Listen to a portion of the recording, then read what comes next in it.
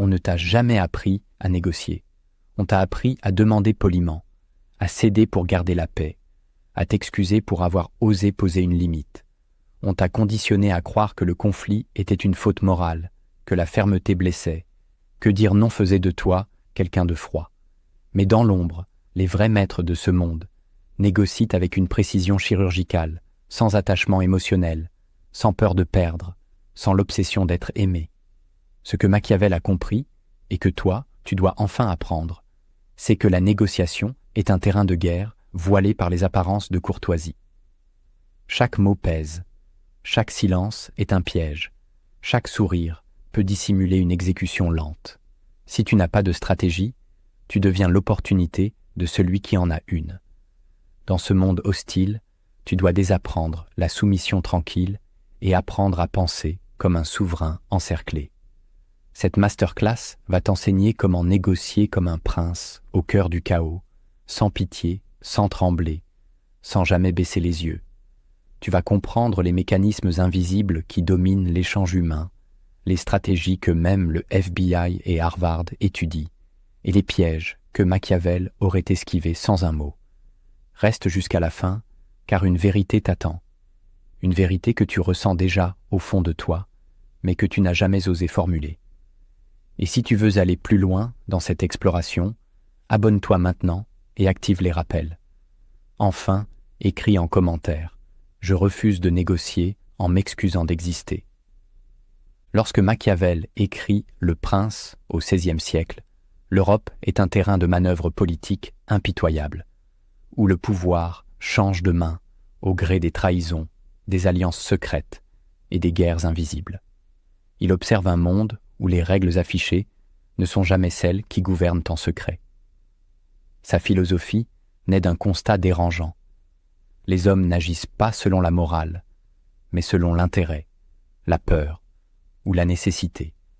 Pour lui, négocier n'est pas un acte de bienveillance, mais un acte de domination masquée. Il comprend que toute négociation est une lutte d'ombre entre désirs opposés, où la vérité ne compte que si elle peut servir. À la même époque, d'autres esprits comme Balthazar Gracian ou Sun Tzu, dans une autre culture, posent des fondations similaires. Le langage est une arme et le silence un levier. Mais l'héritage de Machiavel a été trahi. Il a été caricaturé comme un cynique sans cœur, alors qu'il révélait simplement ce que les puissants savent mais ne disent jamais. Aujourd'hui, dans notre époque qui prône la transparence, l'inclusivité et l'authenticité à tout prix, cette vérité fait peur, car elle dévoile que sous les couches de politesse, de démocratie et de bienveillance, la négociation reste un champ de guerre psychologique. Et si tu n'en comprends pas les règles, tu es déjà en train de perdre, même en souriant. Ce que tu vas découvrir n'est pas une stratégie pour convaincre, mais une reprogrammation mentale pour ne plus être manipulé. Négocier sans pitié commence toujours par un changement intérieur. Avant de prononcer le moindre mot, c'est ton état mental qui parle à ta place. Tu peux lire tous les livres de persuasion. Si tu n'as pas compris les mécanismes intérieurs qui sabordent ton autorité, tu resteras vulnérable. Voici les 7 fondations que tu dois reprogrammer en toi avant d'entrer en négociation. Le premier principe que tu dois comprendre pour négocier dans un monde hostile, c'est que la peur du rejet fausse toutes tes décisions. Tant que tu crains d'être mal vu, mal compris ou abandonné, tu négocies pour être aimé et non pour atteindre un objectif. Tu cherches à adoucir l'échange, à ménager l'autre, à arrondir les angles, et tu crois que cela te rend sage ou diplomate. En réalité, tu es guidé par un besoin inconscient d'être validé. Et ce besoin t'affaiblit dès le premier mot. Il rend ton discours incertain, ton regard fuyant, ton ton conciliant. L'autre le sent, même sans le formuler. Il sent que tu es prêt à trop donner pour ne pas être rejeté. Alors il pousse, il teste, il demande plus. Ce n'est pas de la méchanceté, c'est la loi du rapport de force. Celui qui ne supporte pas de déplaire devient négociable.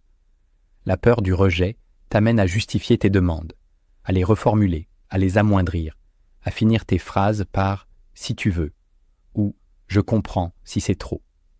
Mais une vraie négociation ne commence que lorsque tu es capable de poser une parole tranchante sans trembler, même au risque d'être haï. Machiavel l'avait compris, la crainte qu'on inspire est plus stable que l'amour qu'on mendie. Et cela ne veut pas dire devenir cruel, mais devenir clair. Chaque fois que tu retiens une exigence par peur de déplaire, tu nourris un poison en toi. Tu t'éloignes de ce que tu veux vraiment. Tu perds. Négocier, c'est renoncer à l'approbation pour embrasser le réel. Le deuxième principe que tu dois saisir, c'est que le silence bien placé vaut 1000 arguments. Dans la panique de convaincre, tu crois que parler davantage, c'est montrer que tu maîtrises. Tu déroules tes idées, tu expliques tes raisons, tu anticipes les objections, tu parles pour combler l'espace, pour empêcher l'autre de refuser. Mais plus tu parles, plus tu révèles ton besoin d'acceptation. Plus tu t'exposes, plus tu invites à être contredit. Le silence, lui, est une architecture invisible qui impose une tension. Il crée un vide que l'autre cherche à combler. Il oblige ton interlocuteur à révéler ce qu'il pense vraiment. Dans une négociation, celui qui parle le plus perd souvent, car il s'épuise à convaincre alors que l'autre observe, jauge, prépare son angle d'attaque. Le silence, utilisé au bon moment, devient un levier. Il provoque le doute chez l'autre. Il l'oblige à justifier ce qu'il voulait imposer. C'est une posture stratégique, pas un retrait. Il ne s'agit pas d'être passif, mais de choisir les moments où ton silence devient un écho plus puissant que n'importe quel discours. Machiavel disait que parfois, l'absence de réaction est une punition suffisante. Garde ton énergie. Laisse les mots venir à toi. Et quand tu parles, fais-le pour frapper, pas pour combler. Le troisième principe que tu dois assimiler, c'est que trop expliquer, c'est déjà supplier. Derrière l'envie d'expliquer, il y a souvent une peur d'être mal compris ou une volonté d'apaiser le conflit. Mais l'excès d'explication affaiblit ton autorité. Plus tu expliques, plus tu démontres que tu veux convaincre à tout prix. Tu t'imagines être logique, rationnel, bienveillant. Mais en réalité, tu essaies d'acheter la validation de l'autre avec des arguments. Et dès cet instant, tu négocies en position de demande. Dans le monde réel, ceux qui possèdent réellement le pouvoir n'expliquent que très peu. Ils posent des décisions. Ils laissent les autres interpréter, deviner, s'adapter. Le besoin de tout justifier révèle une faille intérieure. Tu veux être compris au lieu d'être entendu. Mais le langage du pouvoir est plus brut, plus tranchant. Un leader n'explique pas ses limites, il les incarne. Un roi ne justifie pas son silence, il l'habite. En expliquant trop, tu révèles tes peurs, tu étales tes insécurités. Tu invites à la négociation là où il aurait fallu poser une frontière nette. Apprends à dire non sans commentaire. Apprends à poser une condition sans trembler. Moins tu expliques, plus ton message résonne.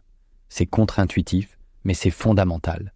Le quatrième principe que tu dois intégrer, c'est que la pitié est l'arme secrète de ton adversaire. Il y a une chose plus redoutable que l'agression frontale dans une négociation. C'est l'appel à ta morale, à ta compassion, à ton sens du sacrifice.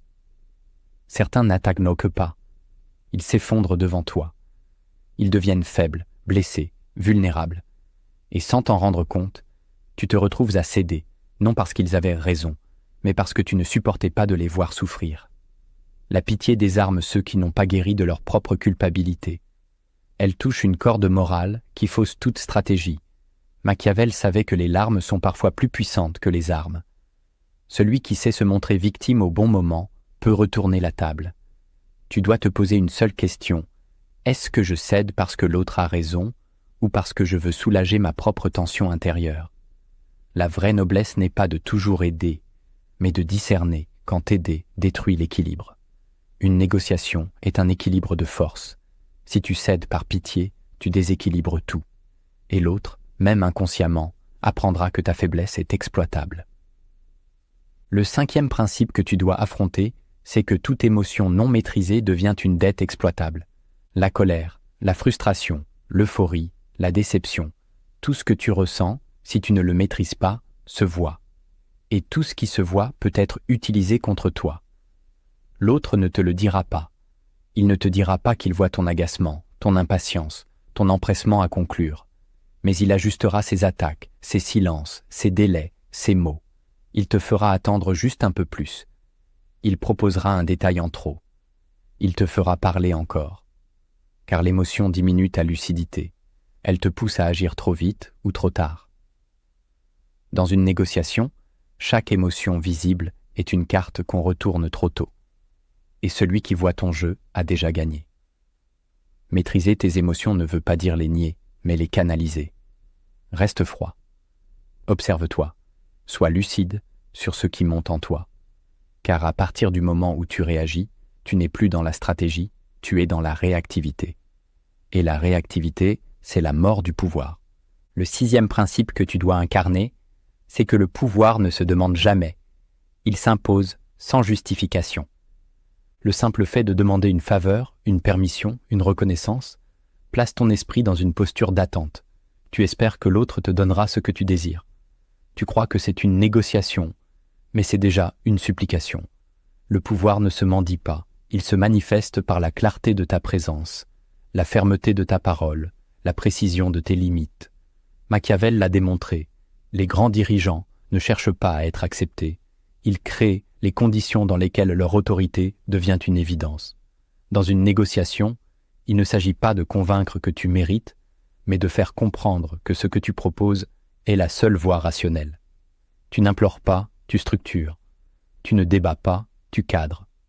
Cela implique une transformation intérieure radicale.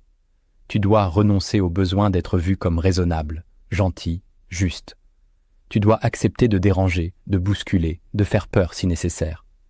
Car dans les jeux de pouvoir, ceux qui ne s'imposent pas sont absorbés. Apprends à parler comme si ce que tu proposes était déjà une réalité. Ne laisse aucun espace à l'hésitation. Ne pose pas de questions là où une affirmation suffit. Celui qui impose son cadre est toujours en avance sur celui qui s'ajuste encore. Le monde appartient à ceux qui ne doutent pas au moment de poser leur vision sur la table. Le 7e principe que tu dois retenir, c'est que négocier, c'est obliger l'autre à choisir entre 2 contraintes, jamais entre liberté et confort. Une erreur fatale dans toute négociation, c'est de proposer à l'autre un choix qui inclut le confort. Tu dis « tu peux faire ceci » ou « rien du tout ». Et l'autre choisit naturellement « rien du tout ». Car entre effort et confort, l'être humain opte pour le confort. Mais entre 2 contraintes, il doit choisir. C'est là que réside l'essence du pouvoir stratégique. Formuler les options de façon à orienter le choix sans jamais l'imposer frontalement. Machiavel savait que l'art de gouverner ne repose pas sur l'autorité brute, mais sur la capacité à construire des scénarios où la moindre résistance conduit à l'issue souhaitée. Dans une négociation, tu dois créer des alternatives fermées, où chaque voie implique une perte ou un effort, mais où l'une est clairement moins douloureuse que l'autre, et c'est celle-là que tu veux faire accepter.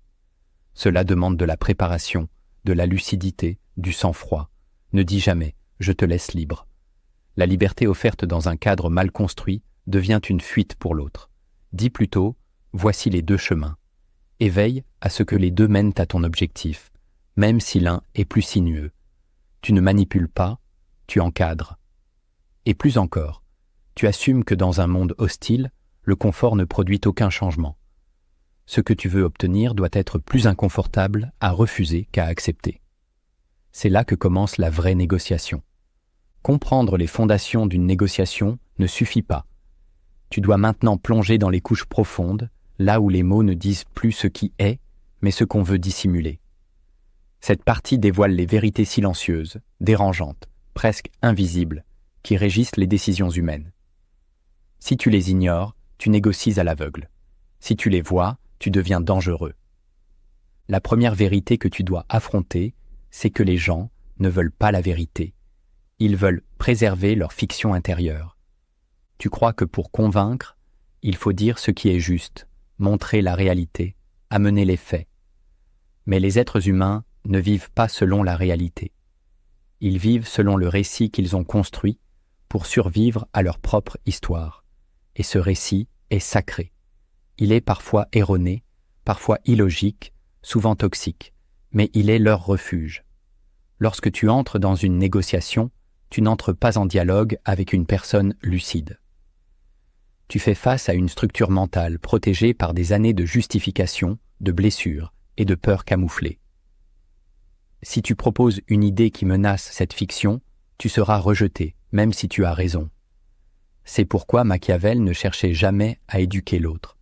Il cherchait à lui laisser croire qu'il avait gagné, tout en l'enfermant dans une logique où ses intérêts étaient déjà redirigés. Pour négocier avec quelqu'un, tu dois comprendre quelle histoire il se raconte, et entrer dans cette histoire, non pour la briser, mais pour y semer une nouvelle graine. La vérité, brutale et nue, ne transforme personne. Ce qui transforme, c'est une vérité enroulée dans la soie des illusions de l'autre. Apprends à parler dans le langage de la fiction qu'il s'est construite. Ne dis pas « voici ce qui est juste ».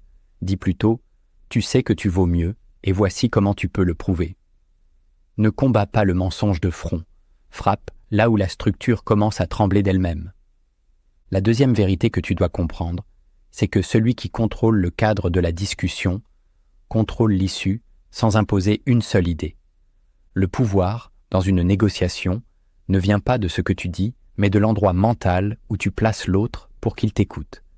Le cadre, c'est l'environnement invisible de l'échange, qui décide du sujet, du timing, de l'urgence, de la posture émotionnelle. Si tu arrives dans un cadre imposé par l'autre, par ses règles, son rythme, ses enjeux, tu es déjà piégé. Même si tes idées sont brillantes, elles sont perçues à travers son filtre. Machiavel ne cherchait jamais à vaincre l'ennemi dans son propre château. Il le faisait sortir, lentement, pour l'obliger à négocier sur un terrain instable. Dans ta vie, cela signifie que tu dois apprendre à poser d'abord les règles du jeu. Ce n'est pas une question de domination visible, mais de présence invisible. Celui qui fixe l'intention de la conversation prend le dessus, même en silence. Pose les premières questions. Choisis le lieu, le moment, le ton. Oriente la discussion vers ton territoire symbolique. Et plus encore, commence toujours par redéfinir ce qui est en jeu. Si l'autre pense que vous discutez d'un contrat, mais que tu le cadres comme une vision à long terme, c'est toi qui détiens l'avenir du dialogue. Le cadre, c'est l'architecture psychologique. Maîtrise-le, et tu n'as plus besoin d'arguments. La troisième vérité que tu dois intégrer, c'est que tout être humain agit selon la peur qu'il tait, pas selon la valeur qu'il affiche. Tu vois des gens sûrs d'eux, assertifs, stratèges. Ils parlent de vision, de principe, de respect. Mais ces mots masquent presque toujours une peur bien plus ancienne, bien plus primitive. Et c'est cette peur-là qui guide leurs décisions. Certains veulent dominer pour ne plus jamais être humiliés comme ils l'ont été dans l'enfance.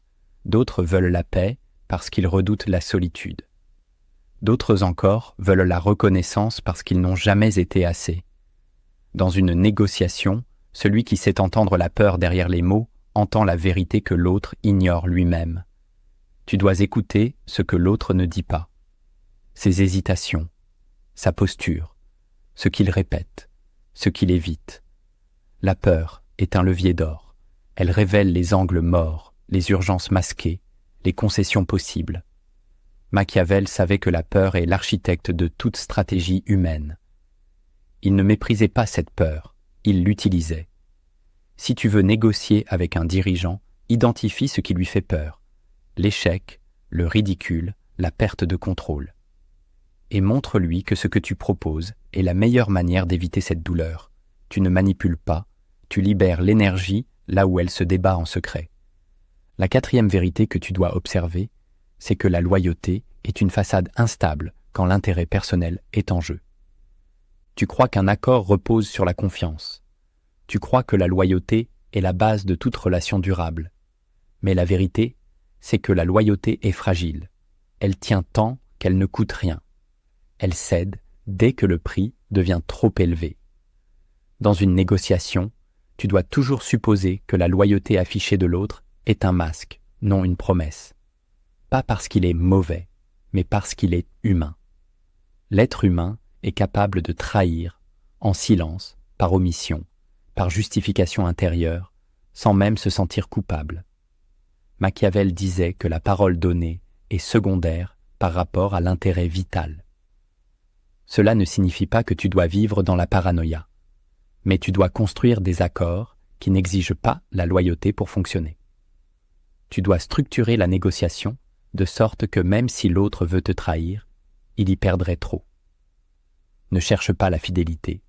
Crée des structures d'intérêt partagées. Crée un système dans lequel trahir serait un suicide stratégique. Et rappelle-toi, les mots n'engagent rien. Seuls les sacrifices réels, les concessions concrètes, les actes répétés créent une loyauté solide. Tout le reste n'est qu'émotion temporaire. La cinquième vérité que tu dois reconnaître, c'est que le langage est une forme d'hypnose subtile. Celui qui le maîtrise peut déplacer les frontières mentales. Les mots ne décrivent pas seulement le monde, ils le sculptent. Chaque mot porte une image, une émotion, un pouvoir d'encodage. Et dans une négociation, celui qui choisit les bons mots oriente la perception de l'autre, même à son insu. Tu peux dire « ce projet est risqué » ou « ce projet est ambitieux ». La réalité est la même, mais le mot oriente la réaction. Tu peux dire « tu me dois » ou « nous avons un lien fort ». Tu peux dire « je veux être clair » ou « je veux t'apporter une vision stable ». Le langage agit comme une suggestion mentale. C'est un art d'influence discret, mais redoutable. Machiavel ne parlait jamais en affirmant des vérités rigides. Il suggérait, il insinuait, il formulait l'inévitable comme une invitation douce. Tu dois apprendre à nommer les choses non pour convaincre, mais pour repositionner l'état mental de l'autre. Cela demande de la finesse, du silence intérieur, de l'écoute, et surtout, cela demande de sortir des mots habituels. Ce que tu dis doit t'ouvrir un espace nouveau. Sinon, tu ne fais que répéter le conditionnement général. La sixième vérité que tu dois accepter, c'est que ce que tu tolères une fois, tu viens de l'enseigner comme une règle. Dans toute négociation, le moment le plus dangereux n'est pas le conflit, mais la concession silencieuse que tu crois sans conséquence. Tu tolères un ton déplacé, un retard, un changement de condition, un oubli minime, et tu te dis que ce n'est rien. Mais l'autre enregistre cette tolérance comme une autorisation implicite.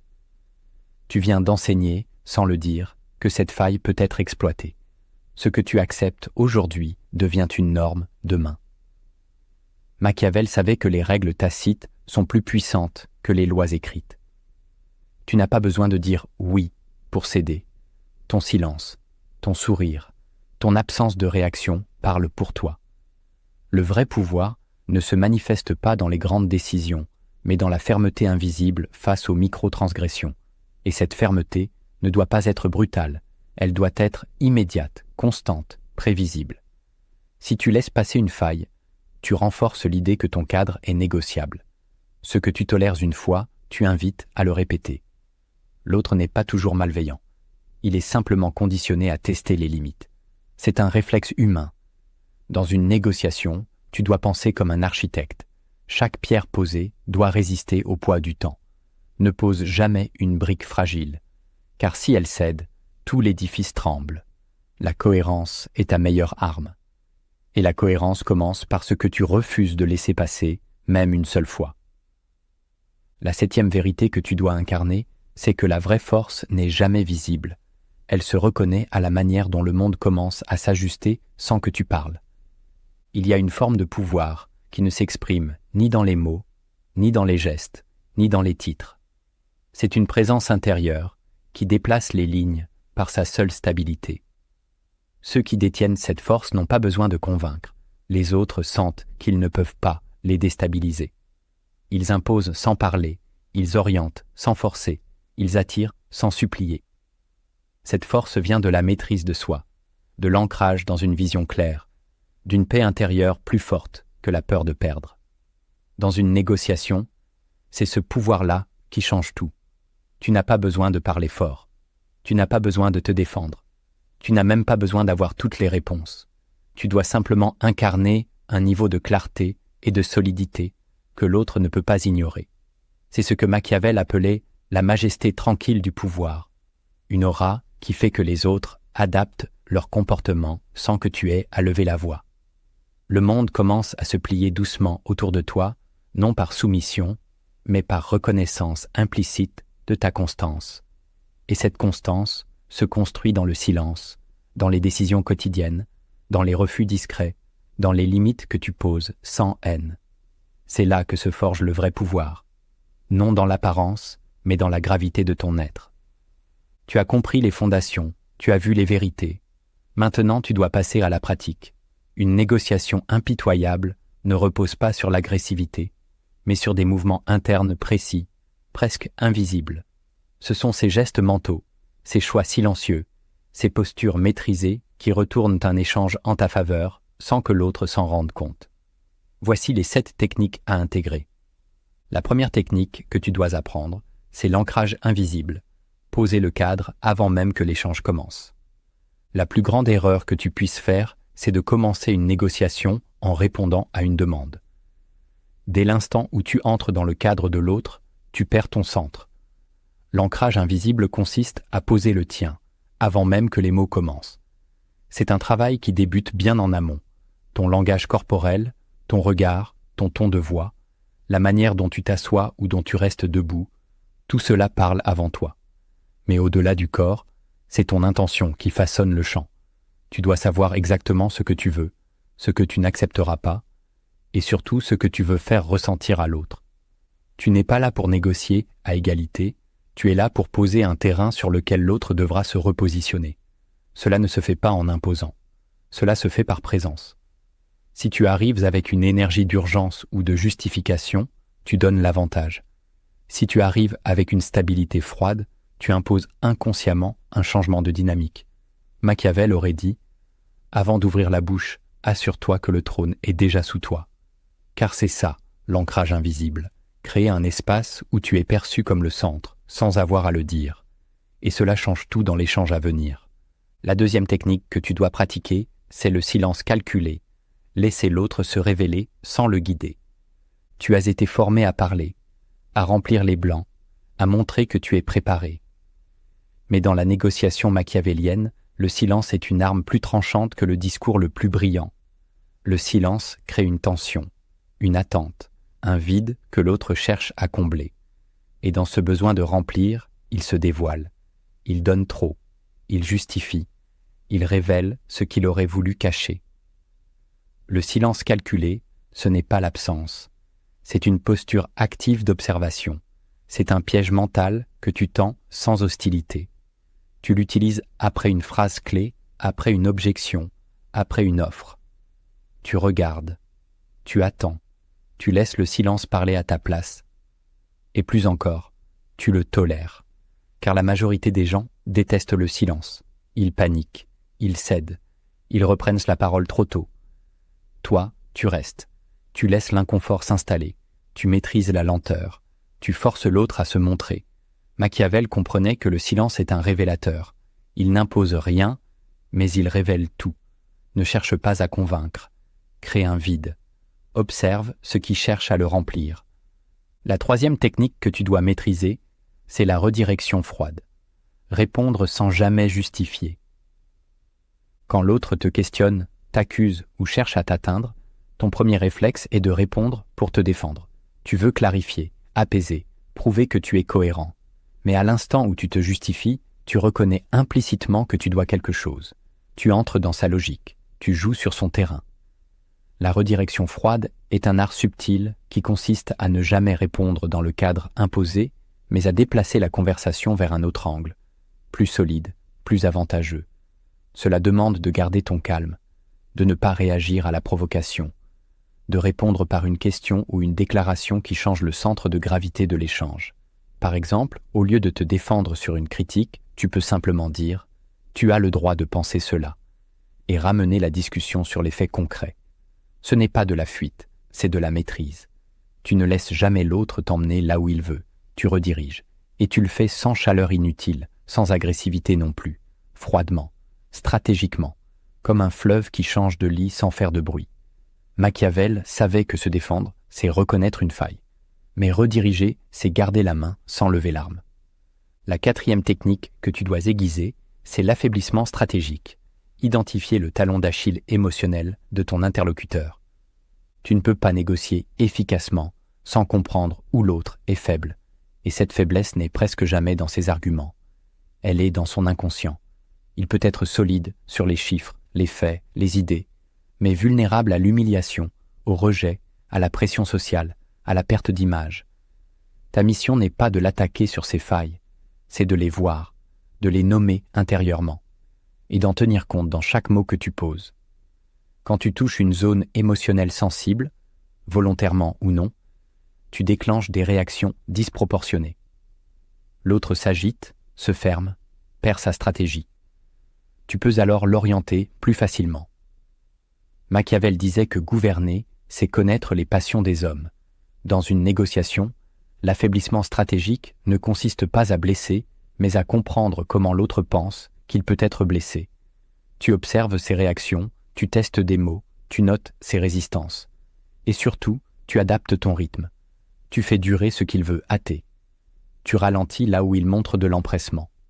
Tu appuies sur la peur de l'inconnu s'il craint l'instabilité. Tu montres une alternative à sa blessure et tu fais de cette alternative ton offre. Il croira choisir librement, mais il fuit simplement ce qu'il craint. Et c'est toi qui as cadré la fuite.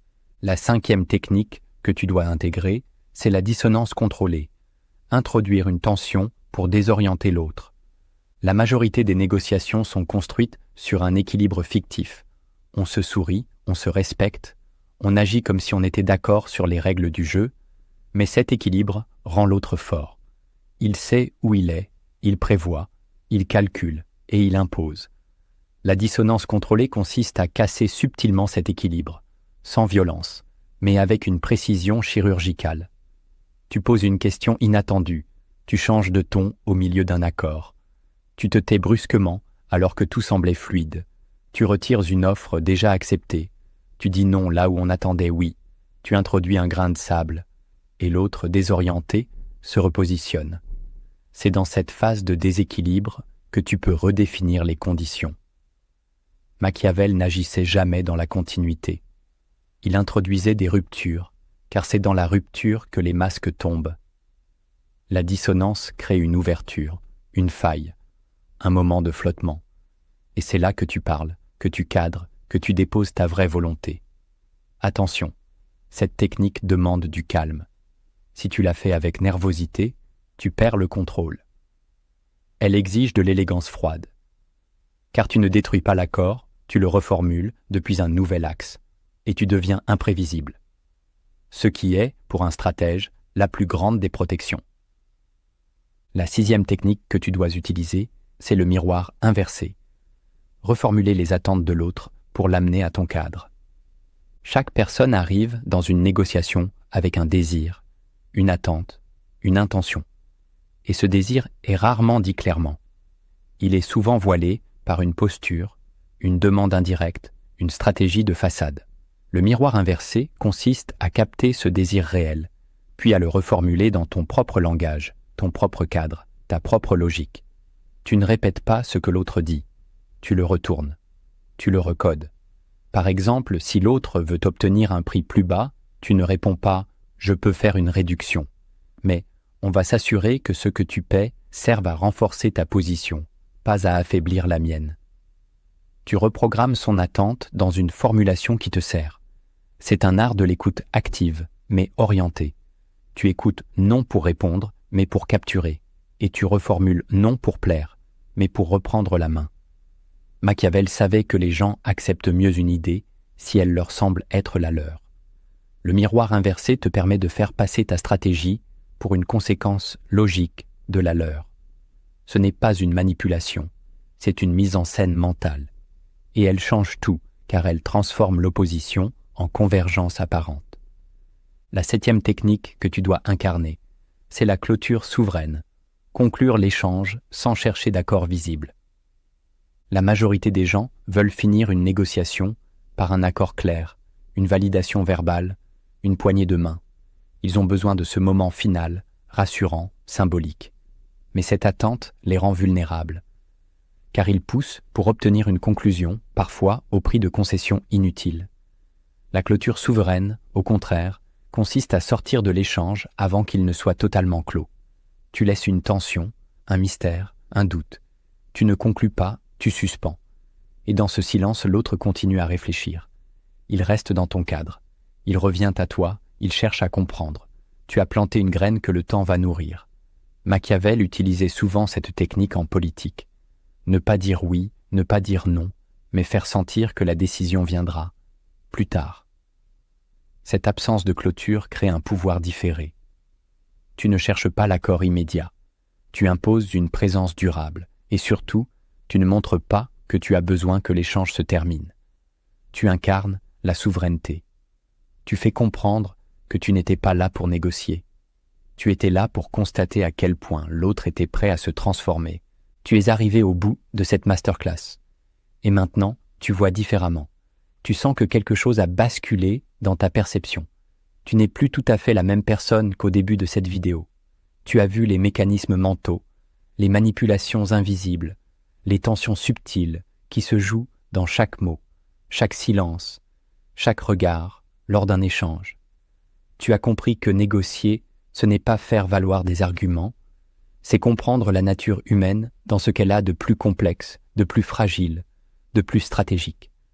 Ce n'est pas un jeu d'égalité, c'est une danse de masques où celui qui comprend les règles cachées peut avancer sans se trahir, sans se soumettre, sans se perdre. Tu as vu que la peur du rejet n'est pas une émotion innocente, mais un poison stratégique, que trop parler, trop expliquer, trop vouloir convaincre est déjà un acte de faiblesse. Tu as appris à reconnaître les signaux d'un adversaire déséquilibré, à manipuler le silence comme une arme d'influence, à rediriger la conversation sans t'exposer. Et surtout, tu as compris que dans une négociation, ce n'est pas le contenu qui importe, mais le cadre, le rythme, les émotions qui circulent entre les lignes. Tu as vu les vérités inconfortables. Les gens ne veulent pas la vérité, ils veulent conserver leur fiction. Ils bougent pour fuir leur peur, pas pour embrasser tes raisons. Ils trahissent quand cela les arrange. Ils écoutent les mots, mais réagissent aux codes cachés. Et dans ce chaos psychologique, ta seule force véritable, c'est ton calme, ton ancrage, ta capacité à incarner quelque chose que l'autre ne peut pas déplacer. C'est là que réside la puissance de Machiavel.